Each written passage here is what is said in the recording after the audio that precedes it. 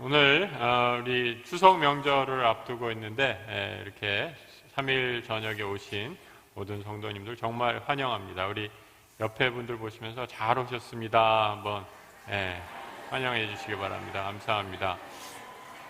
정말 잘 오셨고요. 오늘 교회 보니까 오늘 추석 명절을 바로 앞두고 있어서 수요 예배 안 하는 교회도 있더라고요. 그런데 오늘 이렇게 모여서 예배할 수 있는 게 얼마나 감사한지요. 오늘 보니까 많이들 또 이렇게 떠나셔서 자막도 오늘 이렇게 제공이 못 되는 점 양해 바라고요. 오늘은 정말 그래서 오신 분들 칭찬해 드리고 싶어요. 잘 오셨습니다. 특히 우리 이 여성분들, 이 추석 명절 앞두고 제일 바쁘신 분들이잖아요. 이 바쁜 분주한 가운데 예배의 자리를 지키시기 위해 오신 우리 모든 성도들, 특히 우리 여성 교우님들 환영하고 축복하고요. 또 이 바쁜 중에 우리 미리암 찬양대 그냥 여성으로 다 구성됐는데 제일 바쁘신 분들인데 시간을 쪼개서 여러분 여기 앞에 서려면 얼마나 연습을 많이 해야 되는지 아세요? 그래서 이 바쁜 명절 바로 앞두고 있는데 귀한 찬양을 들려주시기 위해서 시간과 노력 또 이렇게 헌신 사랑을 드린 미리암 찬양대 감사합니다. 우리 말 나온 김에 감사의 박수 한번 할까요? 고맙습니다. 하나님께 또 영광의 박수를 돌려드립니다. 오늘 정말 잘 오셨고요. 오늘 그 11장, 계시록 11장 16번째 시간인데 두 증인과 회복된 하나님의 나라라는 제목으로 말씀의 은혜 나누도록 하겠습니다. 오늘 주제가 좀 무거워요. 그래서 무거운 주제여서 그런지 이 무거운 주제가 나오면 사람들이 좀 피하는 경향이 있어요. 그래서 오늘은 정말 하나님께서 명절 연휴와 또 이렇게 겹치게 돼서 이 말씀을 어떻게 선포할까 이렇게 생각하고 저도 기도를 많이 했는데 오늘 오신 분들 보니까 정말 큰 믿음의 결단으로 하나님께서 이 시대에 우리에게 맡기신 사명을 충분히 감당하고도 남을 믿음의 용사이다라는 생각을 하게 됩니다. 오늘 말씀을 통해서 함께 기도의 제목들을 나누시고 또 하나님이 이 시대에 우리를 어떠한 증인으로 부르시는가라고 한번 시간 함께 고민하고 기도하고 말씀의 은혜를 나누는 시간 갖도록 하겠습니다. 이 요한이 요한계시록을 썼을 때가 AD 한 90년경이 됐습니다. 그러니까 환상을 보면서 반모 섬에서 환상을 보면서 이 요한계시록을 기록을 하는데요. 그 전에 AD 70년경, 그러니까 요한계시록이 기록되기 약 20년 전쯤에 로마에 의해서 예루살렘이 초토화되고 예루살렘 성전이 무너지는 것을 보게 되죠. 그런 끔찍한 경험을 하고, 그러니까 여러분 우리가 보통 트라우마라고 하잖아요. 이 트라우마라는 기억은 아주 엄청난 큰 충격을 의미하잖아요. 그래서 그런 엄청난 충격을 받으면 시간이 지나도 잘 지워지지 않아요, 여러분. 우리 가운데 우리 권사님들 어르신들 가운데 6.25 때 아직도 생생히 기억나는 분 계시죠? 막 시체를 보면서 죽음을 밟고 오신 그게 얼마나 벌써 70년 전의 일인데도 어렸을 때 봤던 그 충격적인 장면이 그대로 생생히 기억이 나듯이 아마 요한도 마찬가지였을 것이다 생각을 합니다. 예수 믿는 사람들, 그리스도인들이 엄청난 핍박과 박해를 받으면서 예루살렘 성전이 무너지는 것, 그리고 이방인들, 로마인에 의해서 군대에 의해서 완전히 박살나는 그런 성전의 모습을 보면서 이 환상을 기록하고 있습니다. 그 환란의 때에 우리가 지금까지 살펴보았던 이 환란의 때에 하나님께서 주시는 환란을 이길 수 있는 두 가지 영적인 대비가 있었다라고 말씀드렸죠. 한 가지가 우리 지지난 시간에 얘기했던 한참 전에 얘기했네요. 뭐예요? 침묵의 기도. 그리고 우리 지난주에 살펴보았던 뭐였어요? 입에는 다나 배에는 쓴 하나님의 말씀이 이 기도와 하나님의 말씀이 환란의 때 우리 성도, 고난에 처한 성도를 지키는 하나님께서 우리에게 주신 영적인 무기요 힘이었다라는 것을 우리가 함께 살펴보았습니다.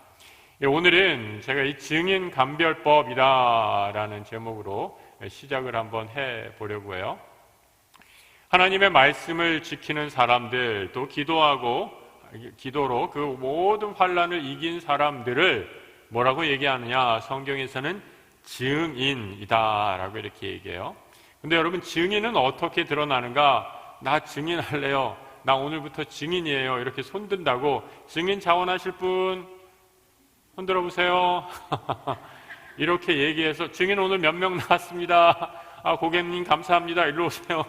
이렇게 해서 증인이 되는 게 절대 아니라 증인은 고난의 터널을 통과해서 하나님께서 마지막 때에 말세에 준비한 예비한 그 고난의 힘들고 어려운 과정들을 거쳐야만 증인이라는 마터라는 순교자의 반열에 오를 수 있는 놀라운 영적인 은혜를 허락해 주신다라는 거죠. 그래서 여러분, 이 증인 어떻게 시작하고 있는가? 오늘 2절에 보면 이런 말씀이 있어요. 우리 같이 한번 여기 나눠드린, 오늘은 자막이 안 나오니까 성경에 여기 나눠드린 유인물을 한번 잘 살펴보시기 바라요. 2절에 이렇게 시작하고 있습니다. 한번 같이 읽어볼까요? 성전 바깥 마당은 측량하지 말고 그냥 두라. 이것은 이방인에게 주었은즉 그들이 거룩한 성을 42달 동안 짓밟으리라. 무서운 말씀이 나오죠. 그들, 세상의 사람들, 이방인들, 악한 세력들 다 누구라도 생각하셔도 좋습니다. 그들이 성전 바깥에서 성전 바깥은 이방인들이 다스리는 세상인데 그 이방인들이 다스리는 세상에서 거룩한 성을 얼마 동안? 42달 동안 짓밟으겠다라고 이렇게 말씀하고 있습니다. 그래서 하나님께서 엄청난 고난, 핍박을 세상의 사람들을 통해 믿는 자들에게 환난의 시간이 임하게 될 것을 예언하고 있죠. 그래서 여러분, 우리가 이 땅을 살면서 그리스도인들이 착각을 버리셔야 돼요. 어떤 착각? 이 세상에서 예수만 믿으면 모든 것이 다 잘 되리라는 착각. 성경에 그런 구절은 단 한 구절도 없어요. 하나님께서는 우리가 제가 몇 번 말씀드렸죠. 에덴이라는 기쁨의 동산에서 쫓겨난 이후로 이 세상에서는 수고하고 땀을 흘리며 살도록 돼 있어요. 우리가 왜 인생이 이렇게 힘들지, 고난이지? 당연한 거예요. 우리가 에덴의 동쪽, 이 세상에서 살면서부터 늘 고난의 삶을 살 수밖에 없다라는 거죠. 그런데 문제는 무엇이냐? 이 고난의 시간을 어떻게 믿음으로 이겨내느냐라는 거죠. 그것이 바로 증인이냐, 증인이 아니냐라는 것을 판별해 주는 그런 중요한 잣대가 된다라는 거죠. 그래서 사도 바울도 증인이 어떠한 사람인가라는 것을 분명히 이렇게 말씀해 주고 있어요. 고린도후서 4장 8절 이하의 말씀, 두 번째 구절인데 같이 한번 읽어봅니다. 우리가 사방으로 우겨쌈을 당하여도 쌓이지 아니하며 낙심하지 아니하며 박해를 받아도 버림받지 아니하며 거꾸로 뜨림을 당하여도 망하지 아니하고 우리가 항상 예수의 죽음을 몸에 짊어짐은 예수의 생명이 우리 몸에 나타나게 하려 함이라. 여러분, 우리가 이 구절을 잘 그래서 읽어야 돼요. 바울이 지금 뭐라고 얘기하고 있는가? 우리가 사방으로 우겨쌈을 당하지 않을 거야, 이렇게 얘기하고 있어요? 절대 그렇게 얘기하지 않아요. 답답한 일을 당하지 않을 거야, 그렇게 얘기하고 있어요? 지금 무슨 말씀인지 잘 모르실 거야 지금. 박해를 받는다는 말이에요, 안 받는다는 말이에요? 박해를 안 받으면 이런 말 쓸 이유가 없겠죠. 박해를 받는다라는 거예요. 우리는 이 세상에 살면서 사방으로 우겨쌈 같은 답답한 일을 피할 수가 없다라는 거예요. 하지만 모든 일에도 불구하고 정말 우리가 망하지 않는 이유, 거꾸로 뜨림을 당해도 망하지 않는 이유는 무엇인가? 단 한 가지, 예수의 죽음을 우리 몸에 짊어짐으로 그 죽음이 우리 몸에 어떻게 된다고요? 생명으로 역사하기에 우리가 다시 이 모든 환난을 이길 수 있다라고 이렇게 선포하는 것입니다. 이것이 바로 증인의 삶이다라는 거죠. 우리 삶에 어떠한 고난과 환난이 닥친다 할지라도 예수의 생명이 있는 한 우리는 이길 것입니다 라고 믿음으로 고백하며 나아가는 삶이 증인의 삶이다. 오늘 성경은 이 증인의 삶을 살라, 말세에 이 증인을 우리와 증인의 삶을 살도록 성경이 우리를 초청하고 있다라고 말씀하는 거죠. 그래서 같은 고린도서에는 이 고린도 교회는 특별히 문제가 많은 교회였기 때문에 증인으로서의 삶을 살라는 바울의 격려가 여러 군데서 등장하고 있습니다. 어떻게 하라고 15장 58절에서 얘기하고 있어요. 또 같이 읽어볼까요? 그러므로 내 사랑하는 형제들아 견실하며 흔들리지 말며 항상 주의 일에 더욱 힘쓰는 자들이 되라. 여러분, 견실하며 흔들리지 말라라는 건 뭐예요? 우리를 흔드는 사람, 우리를 이렇게 막 붙잡고 흔드는 사람, 우리가 믿음의 길을 방해하는, 믿음의 길을 가는데 방해하는 무리가 늘 있다라는 거예요. 그래서 흔들리지 않고 견실하게 주의 일에 더욱 힘쓰는 자들이 되라라고 이렇게 권면하고 있다라는 겁니다. 그래서 이렇게 증인의 싸움의 대상이 에베소서 6장 12절에 이렇게 나오고 있어요. 우리의 씨름은, 계속 같이 읽어볼까요? 혈과 육을 상대하는 것이 아니요 통치자들과 권세자들과 이 어둠의 세상 주관자들과 하늘에 있는 악한 영들을 상대함이라. 증인이 되기 위해, 하나님의 길을 걸어가기 위해 악한 영들과 싸움이 이 세상에서 본격적으로 시작이 될 것을 말씀해 주고 있습니다. 그래서 이 세상은요, 영적인 전쟁터예요. 이 영적인 전쟁터라는 긴장감, 군인이 전쟁에 나갔을 때 여러분 정신 차리지 않고 있으면 다 죽어요. 그렇죠? 그래서 저는 요즘 좀 걱정이 돼요. 예. 어떻게 걱정이 되느냐면, 우리가 옛날에는 유비무한, 임전무태 그런 거 하면서 배웠잖아요. 누가 여러분, 우리가 전쟁이 안 나죠. 전쟁이 안 나죠. 전쟁 당연히 나지 말아야 되죠. 그런데 왜 우리가 그 연습해요? 왜 민방위 훈련하고, 왜 훈련하고, 총 쏘는 훈련하고 그렇게 하는 거예요? 단 한 번 일어날지 모르는 전쟁을 대비하자라는 거 아니에요. 그런데 요즘에는 훈련도 제대로 안 하는 것 같아요. 그죠? 이제 다 괜찮은데 라고 하면서 너무 풀어져 있으니까 이게 정말 여러 가지로 걱정이 된다라는 소리들이 많이 들려오지 않아요? 영적인 원리도 똑같다라는 거죠. 우리가 누구와 싸우는 거예요? 세상의 권세자들, 악한 무리들, 세상 공중 권세 잡은 자들과 영의 무리들, 악령의 무리들, 사탄과의 싸움에서 전쟁을 해야 되는데, 이 싸움에서 어떻게 이길 것인가? 말씀으로 무장하고 기도로 무장하고 깨어있지 않으면 이길 수 없는 이 전쟁에서 어떻게 전투에 임하고 있는가? 그것이 관건이다라는 거죠. 이 전쟁에 임할 태세가 되어 있는가? 이 증인의 삶을 살기 위해 깨어 있는가라고 이렇게 우리에게 질문하고 있다라는 거죠. 그래서 성경은 이 증인의 길을 걸었던 사람들이 아주 많다라고 이렇게 얘기하고 있어요. 증인이 어디 가서 볼 수 있어요? 증인은 어디 가서 볼 수 있냐면 천국 가면 볼 수 있어요. 이 땅에서는 우리는 아직 증인으로서 도상에서 살고 있는 아직 완성된 증인이 아니에요.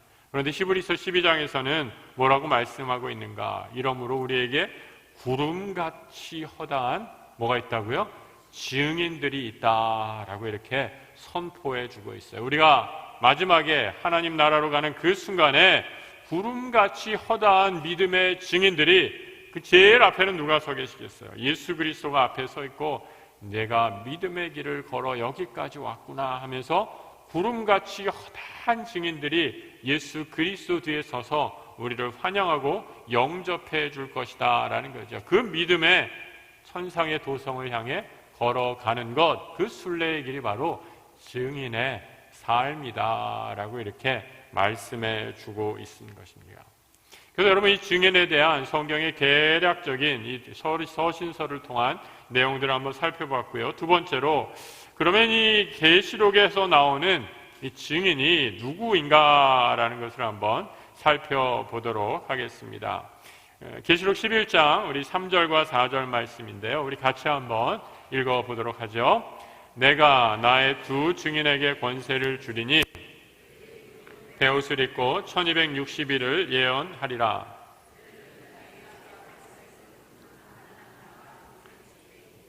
자, 증인인데 증인을 몇 명의 증인이다라고 이렇게 얘기하고 있어요?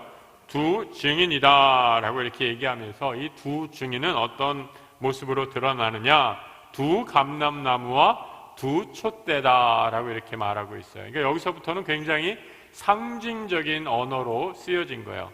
두 증인이다라는 것은 딱 증인이 2명밖에 없다라는 그런 의미가 아니라 증인인데 아주 소수의 증인을 상징적으로 가르쳐주기 위해서 한 증인 이렇게 했으면 뭐 어떨지 모르겠어요. 그럼 너무 적다라고 생각했는지 두 증인 이렇게 얘기를 하고 있어요.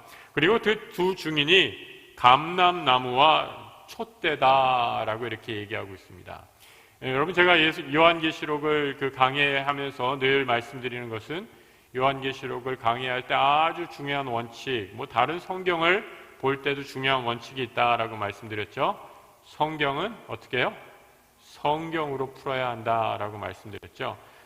그래서 이 두 촛대, 두 감람나무 이렇게 나온 것은 다른 성경에서 어떻게 되어 있나라는 것을 찾아보면 돼요. 그런데 먼저 좀 쉬운 거, 어려운 문제가 있을 때는 여러분 어떻게 해야 돼요? 좀 쉬운 문제부터 풀어야 돼요. 공부 못하는 아이들은 어려운 문제 나오면 어려운 문제 붙잡고 있다가 시간 다 흘려보내고 그래서 점수 다 그냥 못 맞는 거 아니에요? 어려운 문제는 어떻게 돼요? 그냥 패스하고 쉬운 문제부터 팍 풀어버리면 돼요. 쉬운 문제가 하나 있어요. 두 촛대. 요한계시록에서 촛대는 뭐예요? 우리가 1장에 나왔죠. 요한계시록 1장에 촛대는 곧 그리스도의 교회를 상징하고 있어요. 그래서 증인, 이 교회는 어떠한 곳이냐? 바로 이 땅에 증인으로서 부름받은 믿음의 공동체가 바로 교회다라고 이렇게 말씀하고 있어요. 그러면 두 감람나무는 누구냐라는, 증인은 누구냐라는 의문이 아직 남아있죠. 이 두 감람나무를 살펴보려고 하면 스가랴의 말씀을 찾아보면 됩니다. 스가랴 4장에 있는 말씀인데요. 우리가 같이 한번 읽어보도록 하겠습니다. 같이 한번 읽어볼까요? 그 등잔대 곁에 두 감람나무가 있는데 하나는 그 기름 그릇 오른쪽에 있고 하나는 그 왼쪽에 있나이다 하고 내게 말하는 천사에게 물어 이르되 내 주여 이것들이 무엇이니까 하니 내가 말하는 천사가 대답하여 이르되 내가 이것들을 무엇인지 알지 못하느냐 하므로 내가 대답하되 내 주여 내가 알지 못하나이다 하니 그가 내게 대답하여 이르되 여호와께서 스룹바벨에게 하신 말씀이 이러하니라. 만군의 여호와께서 말씀하시되 이는 힘으로 되지 아니하며 능력으로 되지 아니하고 오직 나의 영으로 되느니라. 아멘. 자, 스룹바벨 또 스가랴서에서 여러 인물들이 등장하는데 바로 두 감람나무의 환상이 등장하고 있습니다. 이 스가랴서는 어떠한 배경으로 지어진 그 책인가라고 하면요, 이스라엘이 바벨론에서 70년 포로를 한 후에 다시 이스라엘에 돌아와서 성전을 지을 때 쓰여진 선지서가 바로 스가랴서입니다. 그런데 이 스가랴서에 그러니까 포로로 막 고향으로 돌아와서 예루살렘 성전을 건축하고 성벽을 건축하는 그 일을 맡았을 때 그때 이 스가랴서에서 나오는 2명의 지도자가 있었어요. 그 지도자 이름이 무엇이냐, 누구이냐? 한 사람은 제사장 여호수아이고요. 이 성경의 앞에 나오는 그 출애굽기 다음에 있는 여호수아랑은 다른 사람이에요. 이 사람은 제사장 여호수아라는 사람이고요. 그 다음에 또 하나는 스룹바벨이라는 지도자였어요. 그래서 제사장 여호수아는 포로로 귀환한 이스라엘 백성들을 위해서 어떠한 역할을 담당했느냐? 제사장이기 때문에 성전을 다시 건축하는 재건의 역할을 맡은 영적 지도자가 바로 제사장 여호수아였어요. 또 하나 스룹바벨은 어떠한 지도자였느냐? 무너진 성전, 다시 말해서 이스라엘의 모든 행정 조직을 다시 재건하는 어떤 행정 지도자, 정치 지도자의 역할을 담당한 사람이 바로 스룹바벨이다라는 거죠.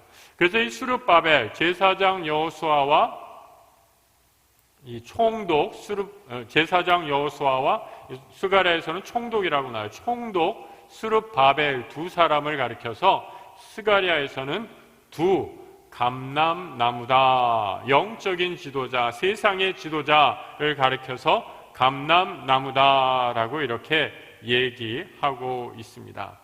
그러니까 여러분, 이 요한계시록에서 나오는 촛대, 감람나무라는 말의 의미는 어떤 한 사람을 특징적으로 지시하는 게 아니라 오늘날 이 시대의 교회, 이 시대의 교회를 이루고 있는 우리 성도들을, 여러분들 그리스도인들 한 사람 한 사람을 가르치고 지칭하는 것이다 라는 거예요. 우리는, 교회를 이루고 있는 우리 성도는 지금 오늘날 이 시대에 어떠한 부르심을 받은 사람이냐? 하나님의 생명의 복음을 전하는 그 복음의 증인으로 부르심을 받은 감람나무와 촛대와 같은 존재들이다라고 말씀해 주시는 것입니다. 그러니까 여러분, 얼마나 우리가 귀한 하나님 나라의 부르심을 받은 사람들입니까? 이 땅에 무너진 성전을 다시 세우고, 이 땅에 무너진 영적 기초를 다시 세우고, 이 땅에 다시 무너진 성벽을 재건하는 그 역할을 감당해야 하는 사람이 바로 이 땅의 교회요, 성도들이다라고 말씀하고 있는 것입니다. 그래서 이 땅에 부름받은 무너진 성전을 재건하고 영적인 전쟁에서 승리의 삶을 살아야 하는 이 땅의 증인들이 하는 일이 무엇인가? 바로 3절과 4절에 이렇게 얘기하고 있어요. 같이 한번 읽어보겠습니다. 뒷장으로 넘어가시면 돼요. 뒷장에 증인이 하는 일 해가지고 3절, 4절 있죠? 같이 읽어볼게요. 내가 나의 두 증인에게 권세를 주리니 그들이 굵은 베옷을 입고 1260일을 예언하리라. 그들은 이 땅에 주 앞에 서 있는 두 감람나무와 두 촛대다라고 이렇게 말씀하고 있어요. 증인이 입어야 할 옷이 있다라는 거예요. 무슨 옷을 입어야 하냐? 무슨 옷이라고 나오죠? 굵은 베옷을 입고 라고 얘기하고 있어요. 여러분, 이 성경에서 베옷이라는 것은 어떤 옷을 상징해요? 네? 어떤 옷이에요? 추석 명절에 입는 옷? 아니죠? 베옷은? 네, 크게 얘기하셔도 되는 것이 아니에요. 회개의 옷이에요. 회개의 옷. 회개의 옷을 상징하는 거예요. 이 땅에 증인으로 살아가는 성도는 하나님 앞에 예수 그리스도의 보혈의 은혜를 받은 성도는 늘 회개의 옷을 입고 이 땅을 살아가는 사람들이다라는 거예요. 여러분, 이 회개의 옷, 우리가 지난주 제가 말씀드렸죠. 이 회개란 뭐냐? 하나님께로 끊임없이 돌아서는 삶의 태도를 말한다라고 말씀드렸어요. 그래서 이 회개는요, 단 한 번 딱 우리가 예수 믿을 때, 나 이제부터 예수 믿을래. 그래, 이제부터 회개했어. 그리고 딱 끝나는 게 아니라 눈물 콧물 흘리고, 이제 회개 끝. 나 이제 내일부터 회개 안 해. 라는 게 아니라, 회개는 그래서 날마다 끊임없이 날마다 회개의 옷을 입고 하나님께로 돌아서는 영적인 전쟁이, 투쟁이 바로 회개다라고 말씀드렸죠. 그래서 이 땅에 증인의 삶을 사는 사람들은 이 회개의 옷을 입어야 한다라는 거죠. 여러분, 이 땅에 교회가 하는 일, 나의 회개뿐만 아니라 내 개인의 죄를 하나님 앞에 고백하는 것뿐만 아니라 이 시대의 아픔, 이 시대의 죄, 우리 민족의 죄, 우리 공동체의 죄를 가슴에 품으며 기도하는 사명을 지닌 것이 바로 교회 공동체입니다. 여러분, 이 세상에 얼마나 지금 화가 나 있어요. 세상에 있는 사람들, 예수 믿지 않는 사람들 여러분 한번 만나보세요. 지금 다들 화가 나 있어요. 얼마나 화가 나 있는지 몰라요. 왜 화가 나 있는지 다 이유가 많이 있죠. 화가 나 있으니까 조금이라도 잘못하면 그냥 다 폭발하기 일보 직전이에요. 그 화와 울분들, 세상을 살다가 느끼는 고난, 어려움, 해결되지 않는 여러 가지 문제들을 어떻게 그리스도인들이, 이 땅의 교회가 보듬어 줄 수 있는가? 바로 하나님 앞에 그들의 죄의 짐, 아직 해결하지 않는 삶의 무게들, 우리가 하나님 앞에 대신 들고 나가 중보의 책임을 감당할 때 하나님께서 이 땅의 교회를, 또 이 땅을 살리시는 구원의 은혜, 생명의 은혜를 시작하실 줄 믿습니다. 그래서 여러분, 우리가 얼마나 지금 중요한 시대, 중요한 역할, 사명을 감당하고 계시는지 우리 스스로가, 그리스도인들 스스로가 더 깊이 깨달아야 한다라는 거죠. 그래서 여러분, 회개하는 것은, 회개의 옷을 입는다라는 것은 예수 그리스도의 생명의 복음을 전파하는 것을 의미합니다. 그리고 이 굵은 베옷, 회개의 베옷을 입고 복음을 전파하는 그 기간이 얼마나 그랬어요? 1260일, 대략 365일이니까 한 3년 반 조금 못 되는 그런 수예요. 여러분, 이 3년 반, 이 요한계시록에 또 하나 잘 나오는 숫자가 하나 있죠. 어떤 숫자였어요? 7이라는 숫자예요. 7. 그런데 7의 절반이 뭐예요? 3.5죠. 그러니까 이 땅에서 성도들이 살아야 하는 증인으로서의 삶은 결코 완전하지 않음을 보여주고 있어요. 여러분, 우리가 착각하지 말아야 돼요. 이 땅에서 하나님이 복 주시면 내가 완전한 천국과 같은 에덴 동산과 같은 복을 누리며 살겠지? 꿈 깨세요. 꿈 깨. 그런 일 없습니다. 우리는 에덴의 동쪽에 살고 있는 존재들이기 때문이에요.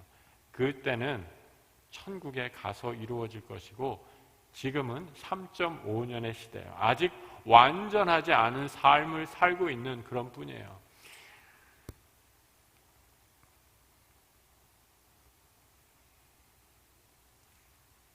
어느 의사 선생님이, 제 친구가 그러더라고요. 제가 좀 이렇게 여러 가지 일로, 저희 모친께서 아프셨을 때 여러 가지 일로 상담을 하고 이렇게 물었을 때 제 친구인 의사가 그런 얘기를 하더라고요. 사람이 태어나면 점점 아파오고 늙는 것은 자연이 정한 섭리고 이치다 라고 이렇게 얘기하더라고요. 그러면서 의학적인 관점에서 완치란 없어, 박 목사 그러더라고요. 여러분, 완치라는 거, 여러분, 완치가 뭐예요? 내 병이 완전히 다 고쳐서 나 이제 건강하다 그러는 거 아니에요? 여러분, 그렇게 되던가요? 여기가 완치됐어요. 이제 나는 슈퍼맨과 같이 완벽한 존재로 다시 거듭나나요? 다음날 일어나 보세요. 여기가 또 아프지. 점점 하루가 지나면 그냥 옮겨 다닐 뿐이에요. 점점 더 쇠할 뿐이에요. 언제까지? 천국에 가는 그날까지. 우리는 점점 연약해질 뿐이다라는 거죠. 무엇을 바라보고 살 건가? 그러니까 사람들이 목표가 잘못되어 있어요. 완치를 목적에 두고 건강한 삶을 목적에 두니까 요즘에 세상에서 제일 잘 되는 장사가 뭐냐?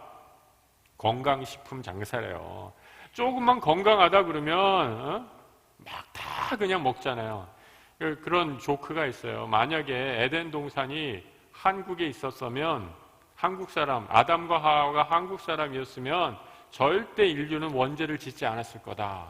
왜 그런지 아세요?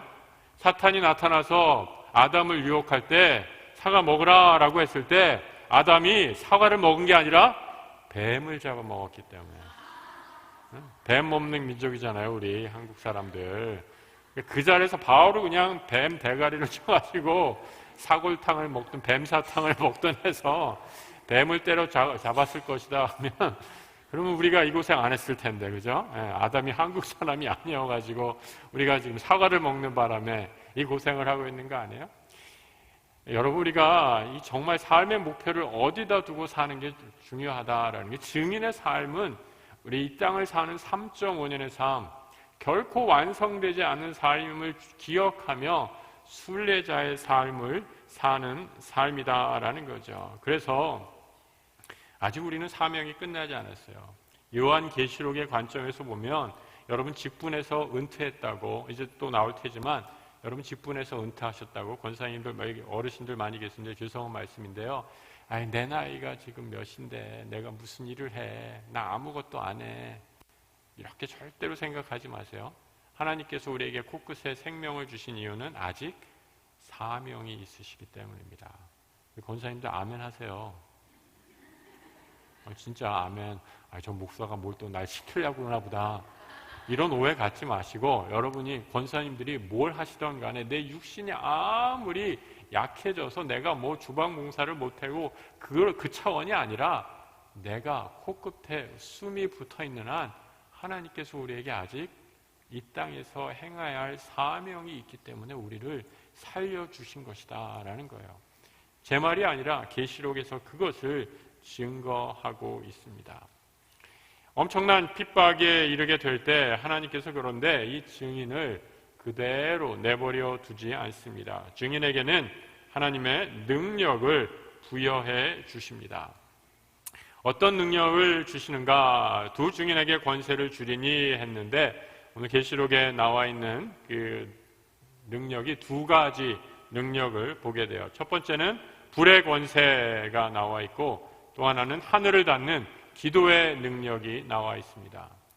이 불의 권세다라는 것은 어떤 의미냐? 요한계시록은 그렇게 묘사하고 있어요. 이 증인들을 핍박하는 세상, 증인들을 핍박하는 악의 무리들을 향해 이 두 증인이 입에서 불이 나와서 그 사람들을 다 태워버리겠다. 얼마나 신나요, 여러분. 누가 나를 괴롭히고 나를 못살게 구면 확 벌려가지고 확 하면 입에서 불이 나와가지고 그 사람을 다 태우는 거예요. 생각만 나도 신나겠죠, 여러분. 지금 내가 태울 사람도 지금 쫙 생각나지 않으세요? 막 드래곤처럼 막 다 태워버리면 얼마나 좋겠어요? 그런데 여러분, 이 불의 능력이다라는 것은 어떤 의미냐? 하나님께서 하늘의 능력을 임해 주신다라는 거예요. 이거 뭐 어떤 신비하게 생각하셔서 정말 우리에게 어떤 초능력을 주신다라는 말씀이 아니라 요한이 이 불의 권세를 생각했을 때는 구약의 수많은 이스라엘 역사 중에 하나님께서 하늘에서 불을 내려주신 그 한 가지 사건을 기억하고 쓴 기록이에요. 그것을 상상하면서 그래, 그 옛날에 그랬던 것처럼 하나님께서 믿음의 길을 걸어가는 자에게 내 앞에 하늘에 불을 내리시더라도 모든 어려움을 다 해결해 주실 거야. 그 믿음으로 쓴 거예요. 성경에서 하늘에서 불이 내려진 사건이 어디 있는가? 열왕기하 1장에 엘리야의 사건에서 기록이 되어 있습니다. 같이 한번 읽어보죠.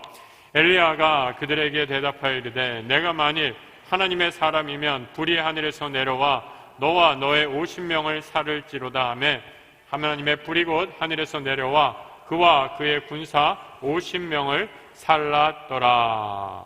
그럼 그 말이 그대로 선포한 대로 이루어지게 됐다라는 거죠. 이 이스라엘 왕 아하시아라는 사람이 있었어요. 이 아하시아가 엘리사가 하도 그냥 엘리사예요, 엘리야예요, 엘리야죠. 네, 엘리야가 하도 그냥 그 안 좋은 소리, 원래 하나님의 진리의 말씀 막 귀에 거슬리잖아요. 그러니까 왕이면 다 할 수 있는데 감히 왕 앞에서 내 앞에서 이 듣기 싫은 소리래? 그래가지고 아하시아 왕이 열받았어요. 그래서 군사를 보내서 너 자꾸 그렇게 예언이라고 부르면서 이상한 소리 하면 내가 죽일 줄 알아? 협박을 한 거예요. 그런데 엘리야가 뭐라고 지금 선포하는 거예요? 내 말이 인간의 말, 하나님의 말이 아니라 인간의 말이 아닌 것을 보여주겠다 하면서 하나님께서 당신에게 지금 마지막 경고를 하고 계시는데 여전히 그만해서 그렇게 자신의 권세에 취해 인간의 길로, 타락의 길로 걸어가면 하늘에서 불이 내려와 당신이 내게 보낸 50명을 다 살을지어다 라고 선포하자 그 선포한 대로 50명이 다 불에 타버리는 놀라운 역사가 일어나게 됐다라는 거죠. 증인들에게는 하나님께서 이런 불의 권세를 허락해 주신다라고 말씀하고 있어요. 또 하나, 증인들이 기도할 때 하늘의 문이 닫혀서 가뭄이 들 것이다 라고 이렇게 얘기하는데 이 일도 요한은 엘리야의 능력을, 기도의 능력을 상상하면서 이 부분을 쓰고 있는 것을 보게 됩니다. 열왕기하 17장 1절의 말씀 같이 한번 읽어보죠. 길라앗에 우거하는 자 중에 디셉 사람 엘리야가 내가 섬기는 이스라엘 하나님 여호와께서 살아 계심을 두고 맹세하노니 내 말이 없으면 수년 동안 비도 이슬도 있지 아니하니라 하더라. 하나님께서 말씀하시면, 아니 우리가 성도가 이 땅에 믿음으로 예수 그리스도의 보혈의 피만을 증거하고 날마다 회개의 옷을 입는 그런 경건한 증인의 삶을 살아가는 사람, 하늘에 불을 내리시고 하늘을 닫아서라도 하나님께서 그 증인의 기도를 들으시고 역사해 주시겠다. 이것이 이스라엘 역사 가운데 분명히 일어난 사건인데, 지금 고난을 받는 유한시대의 성도들아, 교회의 성도들아, 왜 우리들 앞에 닥친 환난을 두려워하고 무서워 떨고 있느냐라고 하면서 하나님이 주시는 놀라운 은혜의 메시지를 전하고 있다라는 거죠. 여러분, 그래서 세상에 환난이 아무리 강하고 내 질병이 아무리 중하더라도, 죽음이 가까이 오는 공포가 있다 하더라도 어떻게 해야 돼요? 절대로 쫄실 필요 없어요. 쫄지 마세요. 왜요? 우리에겐 전능하신 하나님이, 하늘의 권세를 가지신 분, 우리의 기도를 들어서 하늘을 열고 닫으시는 분이 우리와 함께 하시기 때문에 그 능력의 하나님을 믿고 담대하게 나가 선포하시는 우리 성도님들 되시기를 축복합니다. 그래서 여러분, 지금까지 나타나는 증인의 삶의 모습은 무엇이냐? 간단하게 정리하면 회개의 복음을 증거하는 사람이 바로 증인이었어요. 거기다 이렇게 쓰세요. 증인이랑 1번 연필 가져오셨어요? 연필 가져오셨으면 거기다 좀 쓰세요. 1번 증인이란 1번 회개의 복음을 증거하는 사람, 1번 회개의 복음을 증거하는 사람, 2번 반드시 핍박이 있지만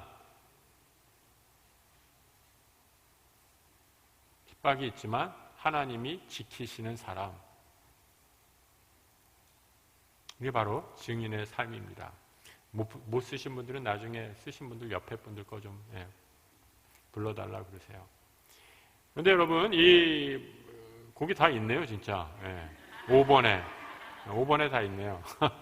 5번에 다 있으니까 안 쓰셔도 되는데, 자, 그런데 이 증인이 이렇게 하나님이 불 내려주시고 기도하면 하늘을 닫아서 비도 내리지 않게 하시고 이렇게 하셨는데, 이게 승리가 우리의 것이에요. 룰루랄라 이겼다, 승리했다, 악의 무리는 다 우리가 정복했다, 이렇게 하고 만세 삼창이라도 하면 좋을 텐데 여기서 끝나지 않아요. 아직 3년 반의 시간이 끝나지 않았다라는 거예요. 증인이 죽음에 이르게 된다라는 거죠. 우리 7절 말씀은 제가 쓰진 않았는데 한번 성경에서 한번 같이 한번 읽어보죠. 같이 한번 읽어볼까요? 시작. 그들이 그 증언을 마칠 때에 무적행으로부터 올라오는 짐승이 그들과 더불어 전쟁을 일으켜 그들을 이기고 그들을 죽일 터인즉. 자, 이거 참 무서운 말씀이 있어요.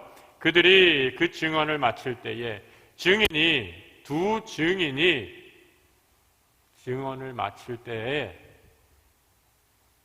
무적행에서 악의 무리, 사탄의 세력이 올라와서 그 증인을 어떻게 한다고요? 죽일 것이다 라고 얘기하는 거예요. 제가 그래서 아까 말씀드렸죠. 언제 우리 증인의 삶이 끝나는 거예요? 하나님이 부르실 때. 하나님이 부르시는데, 근데 그게 언제예요? 증인이 증언을 마칠 때. 증인이 증언을 마칠 때. 당연하죠. 증인은 여러분, 증언하라고 불러주신 존재가 바로 증인이에요. 그런데 그 증인이 증언을 더 이상 할 일이 없으니 증인이 증언을 마칠 때 사탄의 손에 의해서 죽임을 당하게 된다라고 이렇게 말씀하고 있는 겁니다. 여러분, 이 영적인 계시록에서 요한이 주는 음성이 굉장히 심각하고 무서운 거죠.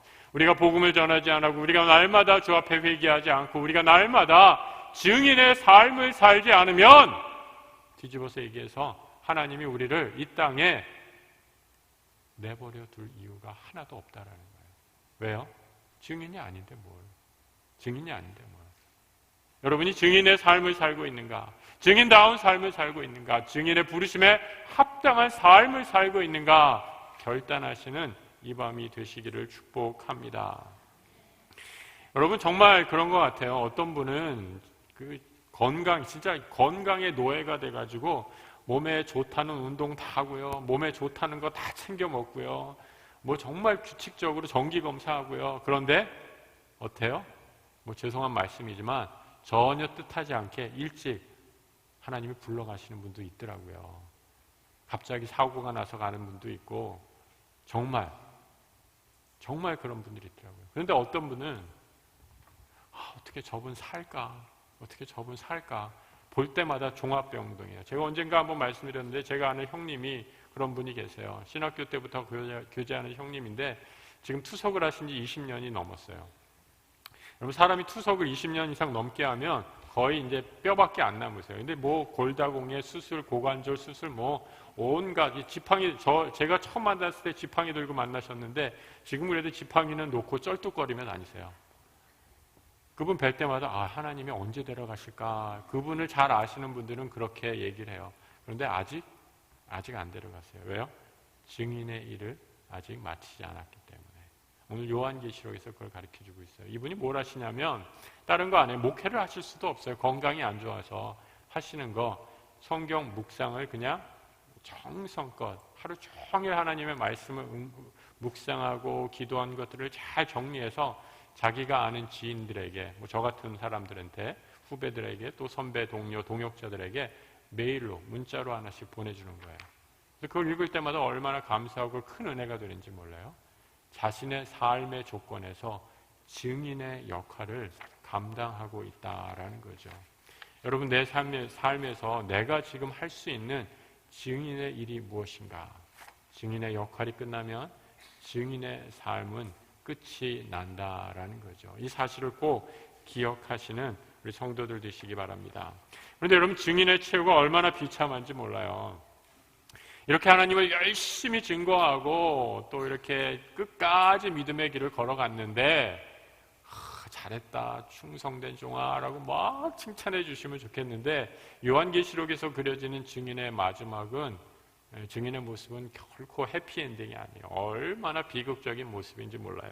8절부터 10절을 한번 보시면 증인의 시체가 큰 성의 길에 나뒹구려져 있어요. 그러면서 이 선지자들이 증인들이 이 무덤도 주검도 제대로 수습을 못한 채로 길거리에 내버려져 있다라고 이렇게 얘기해요. 그리고 이 증인이 죽은 모습을 보면서 10절에 보니까 이렇게 얘기하고 있죠. 두 선지자가 땅에 사는 자들을 괴롭게 한 고로 땅에 사는 자들이 그들의 죽음을 즐거워하며 기뻐하며 서로 예물을 보내리라. 무슨 말씀인지 알겠죠? 쉽게 얘기하면 아이고 이 예수쟁이들 이제야 죽었네, 우리들 괴롭히고 시끄럽게 하던 예수쟁이들 이제 죽었네 라고 하면서 세상에서 박수치고 자기들끼리 선물 보내고 이제야 좀 살겠다라고 하면서 파티를 벌이는 장면이 지금 오늘 이 본문에 기록된 모습이다라는 거죠. 성도의 죽음이 이렇게 비참할 수가 있어요? 하나님도 너무하시지, 그죠?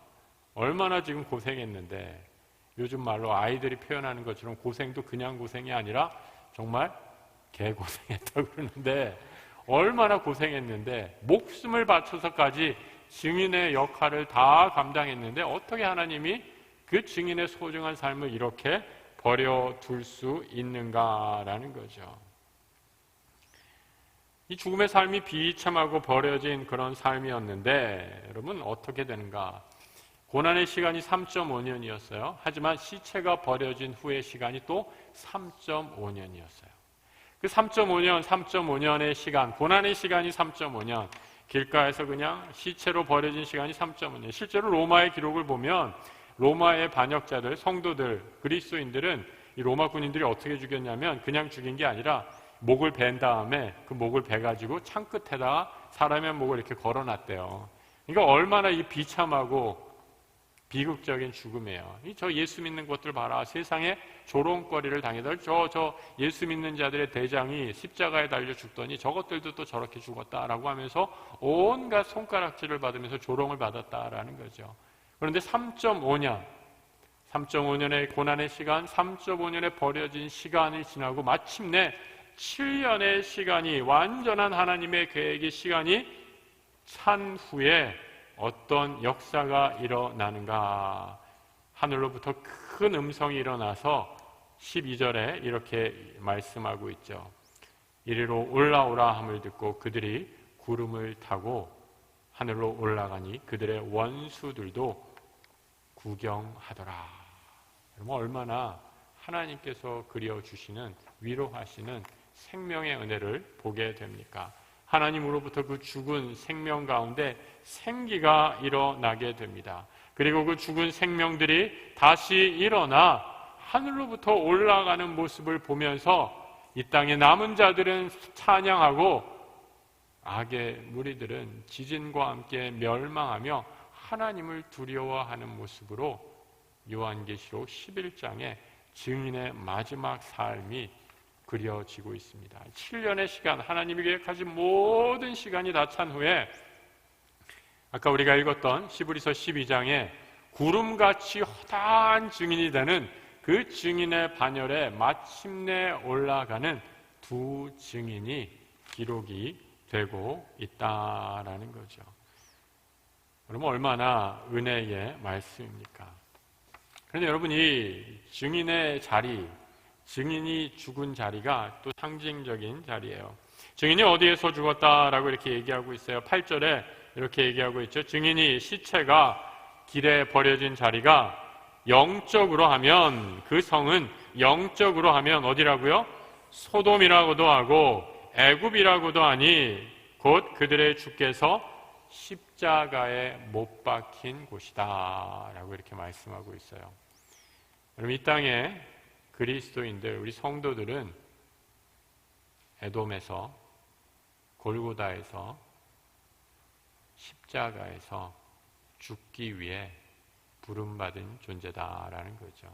우리가 죽어야 세상이 살고, 내가 죽어야 교회가 살고, 내가 죽어야 가정이 사는 그 역사가 일어난다라는 거죠. 그게 바로 증인의 삶이다라고 말씀하는 것입니다.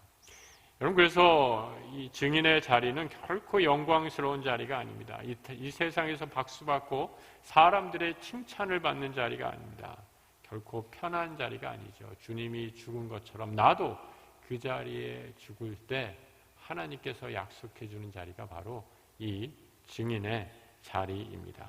그 증인의 자리에 이르게 될 때 하나님께서 마지막으로 부활의 은혜를 허락해 주신다라고 말씀해 주고 있습니다. 여러분, 이 증인의 삶 어떠세요, 여러분? 장난이 아니죠. 장난이 아니에요. 내 힘으로는 불가능해요. 여러분, 어떻게 우리가 그 순교의 길, 내가 죽는 그 믿음의 길을 걸어갈 수 있겠어요? 하나님께서 도와주시지 않으면, 성령께서 도와주시지 않으면 날마다 회개의 옷을 입고 주께로, 하나님께로 돌아서는 믿음의 결단, 영적 전쟁을 하지 않으면 이 삶을 살아갈 수 없습니다. 하지만 오늘 하나님께서 우리에게 주신 음성으로 듣고 이 삶에 욕심내고 하나님께로 나아가는 우리 성도들 되시길 우리 주님의 이름으로 축복합니다. 우리는 이 땅에 불러주신 증인입니다. 하나님께서 이 모든 환난과 어려움을 이길 수 있는 불의 권세, 기도의 권세를 주십니다. 이 삶이 끝이 아니라 영원한 하나님 나라, 부활의 그날이 있음을 기억하고 이 순례의 길 걸어가시는 우리 성도들 되시길 우리 주님의 이름으로 축복합니다.